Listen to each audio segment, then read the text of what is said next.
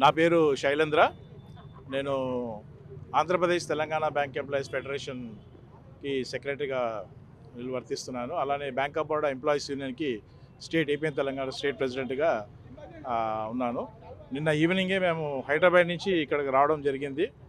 మన ప్రధానమైన డిమాండ్ ఏంటంటే 5 డే బ్యాంకింగ్ సెక్టార్లో అన్ని రంగాల్లో 5 డే బ్యాంకింగ్ ఉన్నప్పుడు 5 డే వర్కింగ్ అవర్స్ ఉన్నప్పుడు మరి బ్యాంక్ ఒక్కటే ఏమి అన్యాయం చేసింది, దాని తగ్గట్టు మనము 5 డే బ్యాంకింగ్ కోసం కొట్లాడుతున్నాము.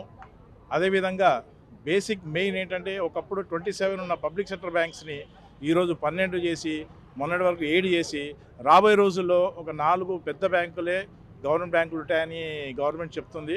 దానివల్ల జాబ్ సెక్యూరిటీ అన్నది రిక్రూట్మెంట్ లేక బ్రాంచెస్లో రకరకాల ప్రెజర్స్లో వాళ్ళు కామ్రేడ్స్ అల్లాడుతున్నారు. సో ప్రైవేటేషన్కి యాంటీగా మేము వెళ్తున్నాము. ఎందుకంటే 1969 కానీ 1980లో ఇందిరాగాంధీ గారు చేసిన ఏదైతే ప్రైవేట్ బ్యాంకులని ప్రభుత్వ రంగం చేశారో అదొక మోటోతో చేశారు. ఒక పబ్లిక్ మనీ సెక్యూరిటీగా గవర్నమెంట్ బ్యాంకులలో ఉంటుంది కాబట్టి ఆ మోటోతోనే మనకి ఆ రోజు నేషనలైజ్ అయింది. ఈరోజు కూడా ప్రైవేట్ బ్యాంకులు ఏ ఊర్లలో పనిచేయవు, ఇంటీరియర్ ప్లేస్లలో ఓన్లీ ప్రభుత్వ బ్యాంకులే పనిచేస్తాయి. ఏ గవర్నమెంట్ స్కీమ్స్ అయినా కూడా ప్రభుత్వ బ్యాంకుల నుంచే వెళ్తాయి.